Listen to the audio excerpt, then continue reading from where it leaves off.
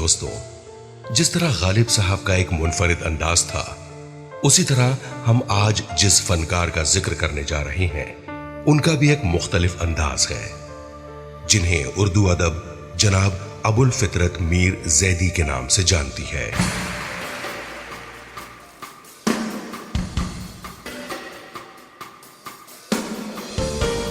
ابو الفطرت میر زیدی دنیائے شعر و ادب کی جانی پہچانی شخصیت۔ تقسیم سے پہلے ہی میر صاحب کی قدرت کلام اور قوت سخنوی کا سکہ دنیائے ادب پر بیٹھ گیا تھا۔ آپ کا پورا نام سید میر وزارت حسین شاہ زیدی ہے۔ ابو الفطرت لقب اور میر زیدی کے نام سے مشہور ہوئے۔ آپ کی پیدائش 10 اگست سن 1919 کو قصبہ تسا ضلع مظفر نگر ہندوستان میں ہوئی۔ پرورش ریاست خیرپور میرس سندھ میں پائی۔ آپ کے والد میر بشارت حسین شاہ زیدی ریاست خیرپور میرس سندھ میں شاعر دربار اور وزیر تھے۔ والد کی وفات کے بعد زیدی صاحب خیرپور سے لاہور آ گئے۔ 21 سال کی عمر میں ایک روزنامہ اور کئی دیگر روزناموں، ہفت روزہ اور ماہ ناموں کی ادارت کے فرائض انجام دیے۔ مولانا ظفر علی خان کے معروف روزنامہ زمیندار میں ادارت کے فرائض انجام دیے۔ اسی دوران آپ کی انقلابی نظمیں روزنامہ زمیندار میں شائع ہو کر مقبول عام ہوتی رہیں۔ سن 1942 میں آرمی میڈیکل سٹور لاہور میں ملازمت اختیار کی، پھر لاہور سے میرٹھ اور میرٹھ سے لکھنؤ پہنچے۔ سن 1945 میں دیوبند ضلع سہارنپور مستقل سکونت اختیار کی۔ دیوبند کے قیام کے دوران آپ کی شادی سیدہ سلطان فاطمہ سے ہوئی، جن کا تعلق اردو ادب کی معروف شخصیت سید امتیاز علی تاج کے خاندان سے تھا۔ آپ کی شادی کے موقع پر جناب قمر جلال آبادی نے سن 1945 میں نظر زیدی کے عنوان سے ایک طویل نظم کہی، جو کہ پوری دستیاب نہ ہو سکی، مگر اس میں سے چند اشعار پیش خدمت ہیں۔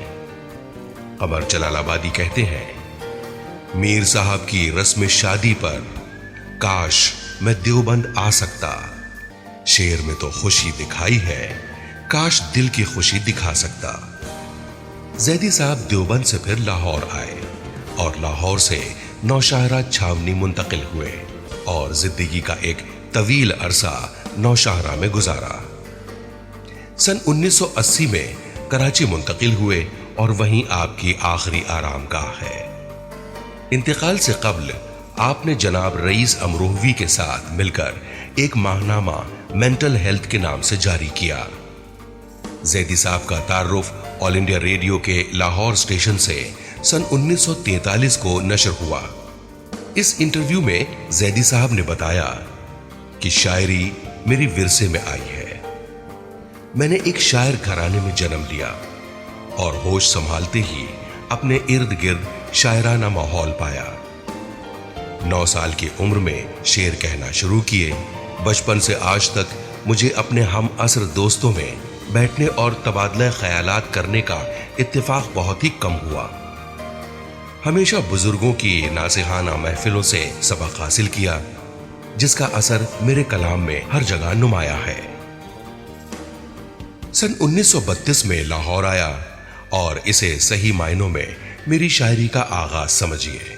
یہاں آ کر ماحول موافق پایا، ناصح بنا، نصیحتیں کی، مزدوروں کی مجبوریوں پہ آنسو بہائے، مناظرے نظم کیے، شیخ سے الجھا، وائز پہ آوازیں کسی، محبت کی چوٹ کھائے بغیر عشق و محبت کی گتھیاں سلجھائیں، صحرا زادیوں کی زلفوں میں پھنسا، حسن سے کھیلا، عشق کی رہبری کی، فرقت کے گیت آلاپے، ملکی تنظیم پر قلم اٹھایا، غرض کوئی پہلو تشنہ توجہ نہ رہا۔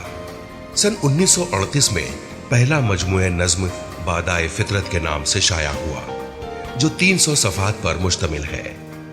یہ تھی میری ابتدا۔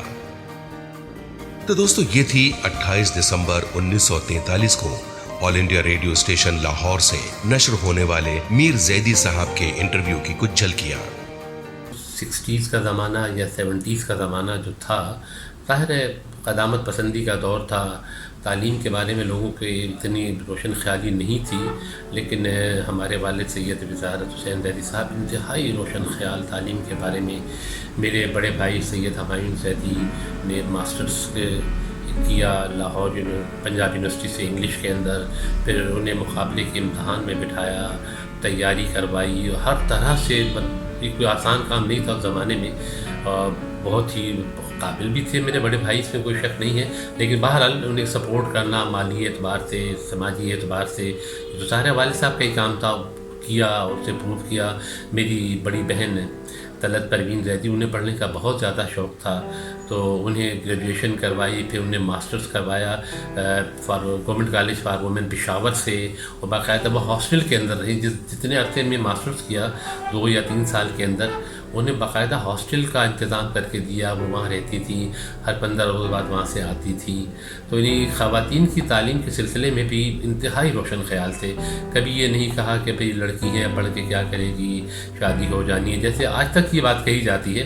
लेकिन वालिद साहब ने उस ज़माने में भी, आप देखिए आज से 50 साल पुरानी, 60 साल पुरानी बात है, उन्होंने जब भी पढ़ाया और अपनी इस्तेदाद से, अपनी उससे औकात से बढ़ के उन्होंने सारे काम किए। तो मैं समझता हूँ कि ये ज़ाहिर है उनकी रोशन ख्याली ही थी कि जिसकी वजह से सारे बच्चे पढ़ सके जाके। मीर साहब की हालात ज़िंदगी अक्सर अखबारात व रसाइल में शाया होते रहे हैं, जिससे पता चलता है कि इब्तिदा में आपने मौलाना सुहा भोपाली मरहूम और आला हजरत हिज हाइनेस मीर अली नवाज खान तालपुर वाली रियासत खैरपुर मीरस के दरबार से फैज़ सुखन हासिल किया।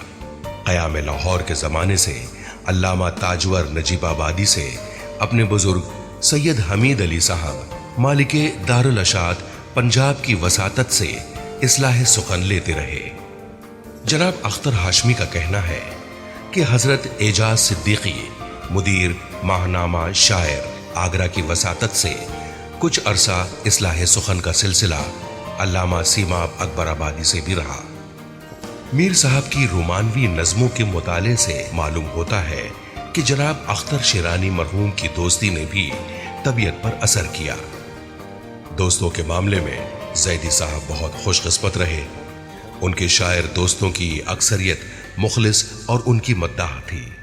मिस्टर बासर सीमाबी, सागर निज़ामी, अख्तर शिरानी, एहसान दानिश, शौकत वास्ती, रईस अमरूही, सैयद मोहम्मद तकी, अनवर साबरी और कमर जलालाबादी और दीगर असहाब की तहरीरें मीर साहब की तारीफ में मौजूद हैं, जो नज्म और नस्र दोनों में है।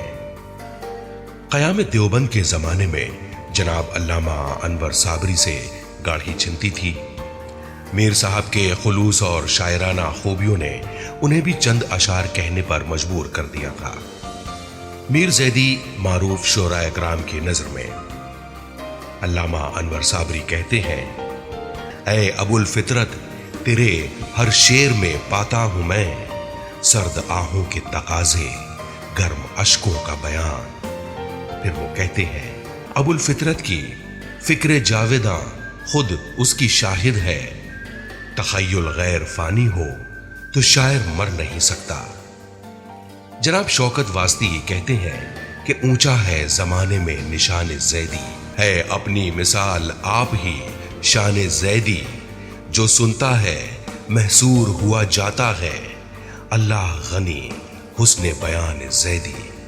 फिर वो कहते हैं कि खोशाए किस्मत अदब की महफिलों में है बालातर मकाम मीर ज़ैदी, हुआ वो आशनाए अज़्म हिम्मत, सुना जिसने बयाम मीर ज़ैदी। इनके अलावा अल्लामा फ़खरी अलीक पानीपती और दीगर कई एक मुख्तदर हस्तियों का भी कुछ ऐसा ही कलाम मेरी नज़र से गुजरा है, मगर अफसोस कि इस वक्त ना ही वो पर्चे मिल सके हैं और ना ही याददाश्त ताउन करती है।